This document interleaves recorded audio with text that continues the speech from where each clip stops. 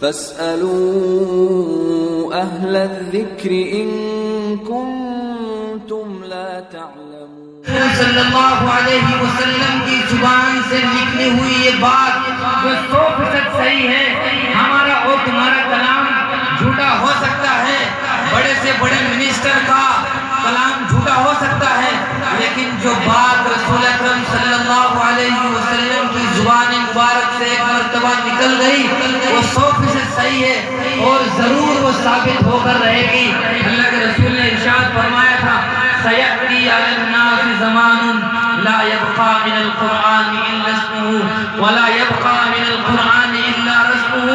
کہ قریب ایک زمانہ آئے گا کہ قرآن مجید کے فقط نقوش باقی رہ جائیں گے اور قرآن مجید کا فقط نام باقی رہ جائے گا۔ میرے بھائیوں، آج ہم نے اس قرآن مجید کو جھاڑ پھونک کی کتاب بنا دیا، تعویذ گنڈے کی کتاب بنایا، فقط برکت کے طور پر اپنے گھروں سے کو کوئی زینت بنایا، لیکن وہ زمانہ بہت دور چلا گیا کہ جب مسلمان کے گھروں سے فجر کی نماز کے بعد زور زور سے تلاوت کلام اللہ کی آواز آیا کرتی تھی۔ میرے بھائیوں، قرآن مجید جب تک ہم اپنے سے چمٹائے رکھیں گے تو اللہ تبارک و تعالیٰ لَيَسْتَخْلِفَنَّهُمْ فِي الْأَرْضِ کا وعدہ مکمل کریں گے کہ اللہ تبارک و تعالیٰ پوری روئے زمین پر مسلمانوں کی حکومت کا تخت و تاج بچھائیں گے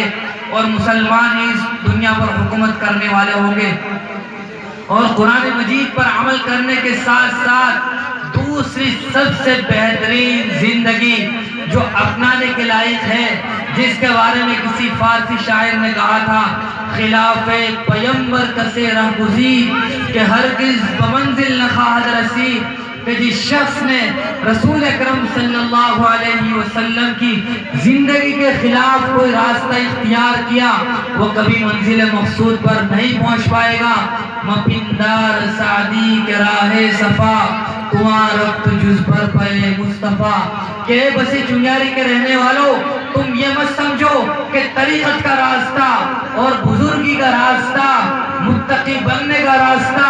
رسول اکرم صلی اللہ علیہ وسلم کی زندگی کو اپنائے بغیر اختیار کیا جا سکتا ہے،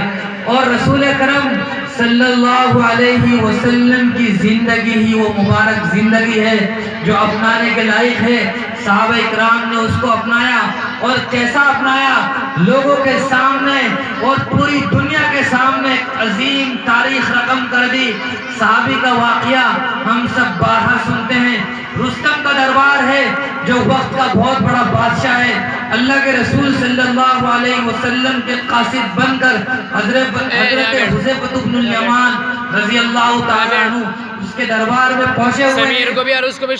جب کھانے کا وقت آیا اور دسترخوان لگا تو ہم سب جانتے ہیں کہ رسول اکرم صلی اللہ علیہ وسلم کی سنت اور حکم یہ ہے کہ اگر تمہارے ہاتھ سے کوئی لقمہ گر جائے تو اس کو اٹھا کر کھا لینا چاہیے۔ ان صحابی کے ہاتھ سے کھانے کے درمیان لقمہ گر گیا تو انہوں نے اللہ کے رسول صلی اللہ علیہ وسلم کی اسی تعلیم پر عمل کرتے ہوئے وہ لقمہ نیچے سے اٹھا کر کھانا شروع کیا تو قریب میں بیٹھے ہوئے بادشاہ کے درباریوں نے کہا او بھائی یہ بادشاہ کا دربار ہے، یہاں گری ہوئی چیز کو اٹھایا نہیں جاتا، یہ بڑوں کا گھر ہے۔ لیکن ان صحابہ رسول نے اس موقع پر جو جواب دیا تھا اس جواب میں ہم سب کے لیے بہت بڑا سبق ہے، اور اس جواب میں ہم سب کے لیے اپنی زندگی کے دیگر مراحل کو اور اپنی زندگی کے راستوں کو رسول اکرم صلی اللہ علیہ وسلم کی